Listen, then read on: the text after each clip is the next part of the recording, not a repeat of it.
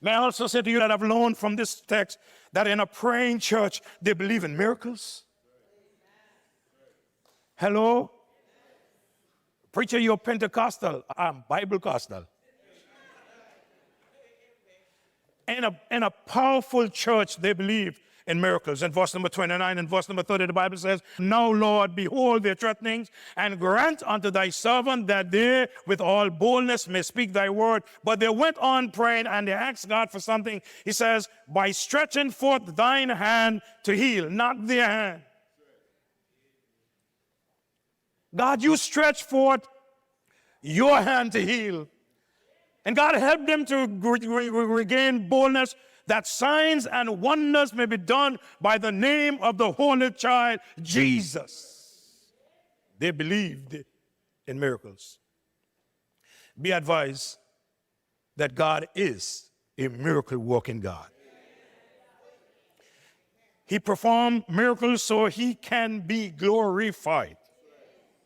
Not so that the preacher would look good, not so that the church would look good, the people in the church would look good. He performed miracles so that he would look good, not mankind. Not for the church to be seen, or for the people in the community to say, "What a powerful church. Miracles have been done there." They asked God to stretch forth his hand and to heal, and that he would perform miracles. Some believers believe that the time for miracles has passed. Well, may I say to you that God is no less today than yesterday? He is the same God today, tomorrow, and forever. The reason why we don't see more done today is not because of God, but because there is not enough praying in the Spirit. Hello? You say praying in the Spirit, Pastor? Yes, but you can hear a lot what the Bible says. The fact is that when the church prays, miracles do take place. Souls are saved when the church prays. Bodies are healed when the church prays. Backsliders do return. The church has lost its power, but praise God, it can be found. In a powerful church, you say we have a powerful church? Well, if these things are true. In a powerful church, the Holy Spirit fills the believers. Are you with me, church? You could always tell how strong a church is according to how it operates in regards to the Word of God. In verse number 31, here's what the scripture says. "And when they had prayed," that means they did it already, Pastor Wade. Am I not true? Yeah. "And when they had prayed," look what happened. "The place was shaken where they assembled together." I guess in the minds of everybody, an earthquake. But that happened after they had prayed. And watch this. Not only that the place shook, that's what the scripture said, and they were all. What I like that. Why were they all? Because the verses before said they were all in one accord. So it wasn't just the preachers now. It wasn't just Peter and John. The Bible says they were all. What happened to all? They were all filled with the Holy Ghost. Let me tell you something. When you find a church where all the people are filled with the Holy Ghost, God is welcome in this church. And when you are filled with the Holy Ghost, guess what happens? They speak the word of God with boldness. One of the things that I always desire of God when it comes to preaching the word of God is to give me boldness to speak. I know when I was growing up and when I was asked to speak, I would look in the congregation to see, well, he coming there today or he going to be here today. And I would be somewhat timid because such and such is in the service. These days, I ain't care how much doctorate degrees he has behind his name. It doesn't matter what position he holds. When it comes to declaring the word of God, there are no changes because he or she is here. Boldness to proclaim the word of God. This amazing God heard their prayer. This amazing God agreed with their prayer, and this amazing God answered their prayer. Because their prayer was according to the will of God. No doubt he wanted them to know he heard them. So what did he do? He shook the place. But more importantly, he answered by giving them what they needed most of all, and be bold to preach the word without fear or favor. Hallelujah. In a praying church. Oh, I tell you, in a powerful church, their power is power in preaching the gospel. Hello? In a powerful church, you'll recognize the power of the church in preaching the gospel. Preacher, why would you say that? I'm sure that you would agree with me that this is a powerful church. This church in Acts chapter 4. So let's see what happened in verse number 31 down to verse number 33. And when they had prayed, something is about to happen. Why something is about to happen? Because the people in one accord got hold of God. The place was shaken where they were assembled together. What has happened? And they were filled with the Holy Ghost, and they spake the word of God with boldness. By the way, what did they pray for?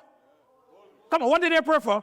They prayed that God would give them boldness to preach the word of God. And here it is, they have the answer to prayer. These men are not timid anymore. They get up and preach even though they know that they are threatened. They get up to preach, and they preach with boldness. Watch the next verse. The next verse said, and the multitude of them that believed were of one heart and of one soul. Let me tell you something. You hear me say that I want to go home? You hear me say that all the time. Man, I told my wife that several times in the morning. And don't get frightened when I stay home. I'm in Angola. I know some of you would think this is a new year. He talking about going to Angola. I ain't going to Angola before the time comes. Don't worry about that. Don't you worry about that. But I'm excited about going home. Hello? Pastor, you can't go now. Stop that. I'm going whenever he says that I should come. I'm excited about going home. I've preached about home. I'm longing to see home. Dr. Evans' wife died, and I only wish that I would have known that before I booked my passage to go to Chattanooga. When I heard that, I got on the phone immediately, and I called for Dr. Cannons, and I said to him, hey, Doc, I'm right now on a plane heading to Chattanooga to the funeral of Dr. Ray Thompson. He said to me, Pastor, I know you can't come, but oh, how I would have loved to go and be with Dr. Evans and his dear wife. So we sent off condolences from you, from all of us, to Dr. Evans, to Dr. Cannons. But oh, how I would have loved to be there. But guess what? When I left from here, I had my passage booked to Chattanooga, back to St. Martin. And I was looking forward and coming back home. Why? Because I wanted to be here this morning to share with you the message that God had laid on my heart. I wanted to come back home. I like some of you who don't like home. I wanted to come back home. And every day of my life, I'm looking forward to going home. Whether you want to go or not, if you're ready for home, one day you will come home. If you're not ready for home, I beg you to get ready for home today, because you do not know when you will be called upon to come home. Strangely, last night my phone rang about 12:54. When I looked at it, those hours before I answered the phone, I took a couple of deep breaths and I braced myself for what I'm going to hear, because I know that that's bad news. Now, don't wake me up that hour night and ask me nobody phone number. Don't wake me up. I got the phone, I listened to the phone, and it was my daughter. And hearing my daughter's voice, I braced myself. Oh God, this is something now that I got to hear. And she said, Daddy, someone shot and killed Leroy. I said, who Leroy? I said, our Leroy? He said, yes. I said, say this, Brother Leroy? Yes. Maxwell's son Leroy? Yes. And my wife asking me, and she and Leroy is like this. She would go to Leroy's laundry to wash the clothes. And when the time comes to pay, he'll push her out. When she had a restaurant, he would come to the restaurant, order what he wanted to walk out. That's the way they live. And I said to Shan, how am I going to tell Mommy? Would you tell her? And she told her. And the thought came to me, was Leroy ready to go home? Here it is, finishing work, packing up and going. Robbers came, mass, pop, kill he, and injured someone else. Are you ready to go home? Verse number 32 said, and the multitude of them that believed were of one heart and of one soul. I got there by saying this. As much as you hear me say, I want to go home, if God would grant me the desire for all of us to be of one heart and one soul, I ain't going home again. Preacher, why would you not go home again? Because, Pastor White, this would be just like home. There wouldn't be this fighting and tugging and picking on each other, because we would be of one heart and of one soul. Watch this. The Bible said, neither said any of them that had aught of the things which he possessed was his own, but they had all things common. It wasn't mine anymore. It wasn't my house. It was our house. It wasn't my car. It was our car. It wasn't my money. It was our money. It wasn't my food. It was our food. And notice what happened. The Bible says, and with great power gave the apostles witness of the resurrection of Jesus, and great grace was upon them all. Nothing could be more discouraging than preaching that produces no results. I say it again. Nothing can be more discouraging than preaching that produces no results. It's like going fishing every day and coming back home and catching nothing. Nothing can be more discouraging. Bear in mind that the results always come from God, but through prayer. Wherever you see great things happening in a church by the preaching of God's word, it is always because the people are praying. Hello?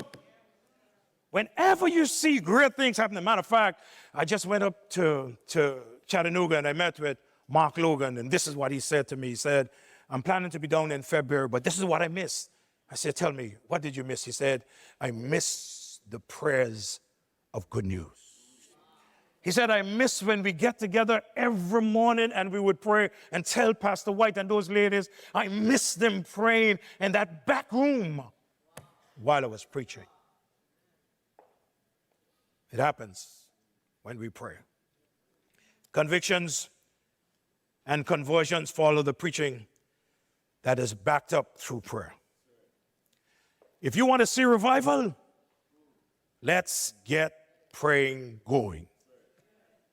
When I say prayer, I mean prayer. Let's get prayer going. Thank you for joining us for this stirring episode of Words from the Word. If the truth about unified prayer and heaven-shaking miracles stirred your spirit, share this with someone who needs to witness God's power in action. But here's the deal. Prayer isn't just about unity, it's about purpose. Next episode, we're closing this series with a climactic finale, Praying with Purpose, Shaking the Foundations. Discover how the early church's intentional prayers didn't just rattle walls, they shattered spiritual strongholds and ignited unstoppable revival.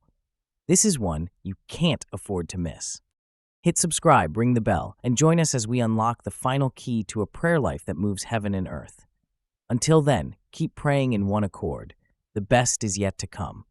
Stay bold, stay unified, and stay ready.